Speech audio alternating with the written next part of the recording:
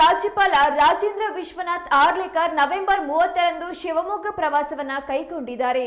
ಅಂದು ಬೆಳಗ್ಗೆ ಹೈದರಾಬಾದ್ನಿಂದ ವಿಮಾನದಲ್ಲಿ ಹೊರಟು 10:40ಕ್ಕೆ ಶಿವಮೊಗ್ಗ ವಿಮಾನ ನಿಲ್ದಾಣ ತಲುಪಲಿದ್ದಾರೆ. ಬೆಳಗ್ಗೆ 11:30ಕ್ಕೆ ಫ್ರೀಡಂ ಪಾರ್ಕ್ಗೆ ಆಗಮಿಸಲಿದ್ದು ಶ್ರೀ ಭಗವದ್ಗೀತೆ ಅಭಿಯಾನದ ಸಮಾರೋಪ ಸಮಾರಂಭದಲ್ಲಿ ಪಾಲ್ಗೊಳ್ಳಲಿದ್ದಾರೆ. ಮಧ್ಯಾಹ್ನ 12:50ಕ್ಕೆ ಶಿವಮೊಗ್ಗದ ಸರ್ಕಿಟ್ ಹೌಸ್ಗೆ ತೆರಳಲಿದ್ದಾರೆ. ಮಧ್ಯಾಹ್ನ 3 ಗಂಟೆಗೆ ಇಂಡಿಗೋ ವಿಮಾನದ ಮೂಲಕ ಶಿವಮೊಗ್ಗದಿಂದ ಬೆಂಗಳೂರಿಗೆ ಪ್ರಯಾಣಿಸಲಿದ್ದಾರೆ.